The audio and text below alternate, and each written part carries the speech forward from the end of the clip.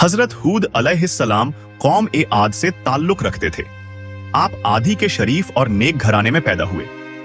हजरत हूद अलैहिस्सलाम अल्लाह की तरफ से कौम ए आद को सच्चाई का रास्ता दिखाने के लिए भेजे गए थे।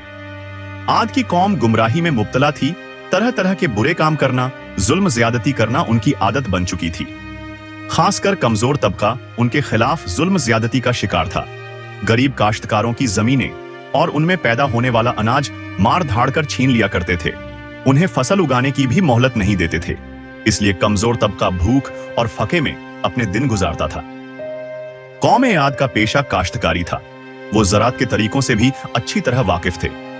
इसके अलावा पहाड़ों की चट्टानें काटकर उन पत्थरों से मजबूत इमारतें बनाते, पहाड़ के घारों में भी रहते थे, पत्थरों से शिकार करते थे, जानवरों को आग में भून कर खाते थे। आद के लोग ऐश और आराम की जिंदगी बसर करते थे, लेकिन गरीब और मोहताजों का ख्याल नहीं रखते थे। भूखों को खाना नहीं खिलाते, बल्कि उनके पास जो कुछ भी खाने के लिए होता छीन लेते थे। जो लोग अल्लाह को भूलकर पत्थरों को पूजते हैं, उनके दिल रहम से खाली होते हैं। आद की कौम भी मूर्तियों को पूजती थी। आद की कौम के लोग उनके आगे सजदा करते, उनसे मुरादें मांगते। हजरत हूद अलैहिस्सलाम अल्लाह के नबी थे। वो बुत परस्ती से रोकते थे, जालिमों को जुल्म करने से रोकते, एक अल्लाह की तरफ बुलाते। आप अपनी कौम से कहते, ऐ कौम, अल्लाह ही की इबादत करो, उसके सिवा कोई भी इबादत के लायक नहीं। वही एक जात है जिसकी इबादत करनी चाहिए, जिसने जमीन, आसमान, शजर और हजर को पैदा किया। ऐ कौम, तुम्हें क्या हो गया है कि अल्लाह को छोड़कर बुतों को पूज रहे हो? इन बुतों की पूजा से तुम्हें कुछ हासिल नहीं होगा। यह तुम्हारी सरासर जहालत और गुमराही है। बेहतर यही है तुम इन बुतों से मुंह मोड़ लो जिन्हें तुमने अपने हाथों से बनाया है।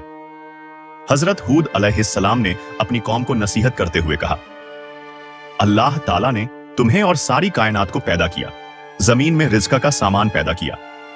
तुम खेती बाड़ी करते हो, तुम जमीन से ज्यादा अनाज हासिल करते हो। इसके बावजूद तुम दूसरों का अनाज छीनते हो।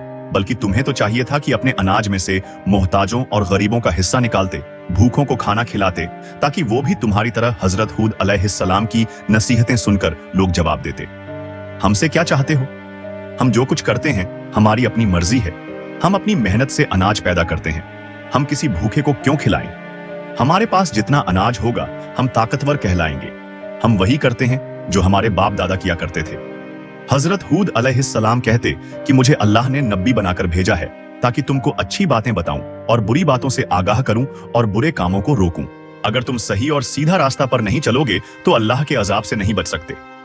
हजरत हूद अलैहिस्सलाम बार बार अपनी कौम को नसीहत करते रहे। एक मर्तबा फिर आपने इन्हीं बातों को दोहराया, ऐ कौम, मेरी बात मान लो, मैं तुम्हारा भला चाहता हूं। जो कुछ मैं कहता हूं उसी में तुम्हारी भलाई है। हजरत हूद अलैहिस्सलाम नरमी से समझाते कि किसी कमजोर पर जुल्म न करो, किसी का रिज़्क़ तंग न करो। उन्हें प्यार से समझाते कि ऐ कौम, मैं तुम्हारा भाई हूं और दोस्त हूं। मैं तुमसे कुछ नहीं मांगता। मैं जो कुछ करता हूं उसका सिला मुझे अल्लाह देगा। कौम का शुबहा दूर करते हुए कहते, ऐ कौम, क्या तुम यह समझ रहे हो कि मुझ पर ईमान लाओगे तो तुम्हारी खेती बाड़ी बर्बाद हो जाएगी और तुम्हारे ऐशो आराम में खलल पड़ेगा? ऐसा कभी न सोचो। अगर तुम बुतों की पूजा छोड़ दो और मुझ पर ईमान लाओ तो अल्लाह ताला तुम्हारे माल और औलाद में बरकत देगा, तुम्हें खुव्वत अता करेगा। आपने अगले जमाने की बातें याद दिलाते हुए कहा, ऐ कौम, क्या अल्लाह ने गुमराहों को हिदायत देने के लिए हजरत नूह अलैहिस्सलाम को नबी बनाकर नहीं भेजा था?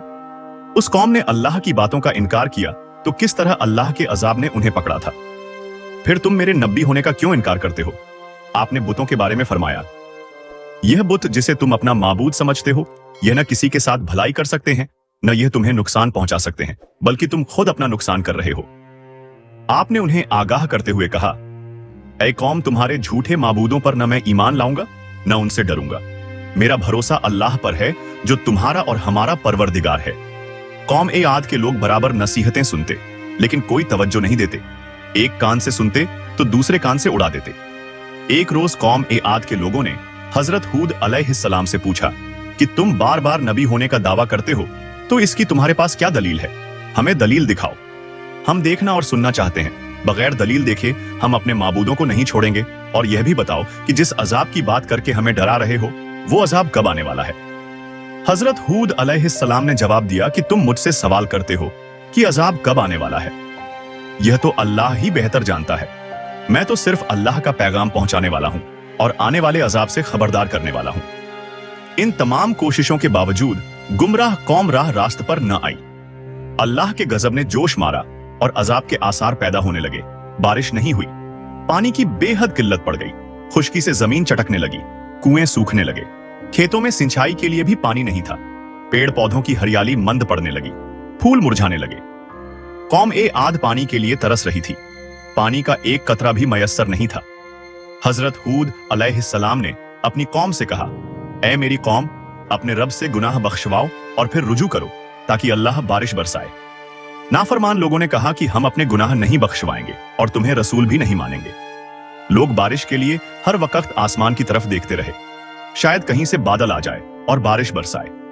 एक रोज ऐसा ही हुआ, बादल का एक टुकड़ा नजर आ गया। लोग देखकर खुश होने लगे कि अब बारिश होगी। हजरत हूद अलैहिस्सलाम ने फरमाया, जो तुम देख रहे हो यह बरसने वाला बादल नहीं है, यह बादल नहीं बल्कि अजाब की अलामत है। जिस अजाब की मैं खबर देता था उसका वक्त आ पहुंचा है। जो कुछ मुझे कहना था वह कह चुका।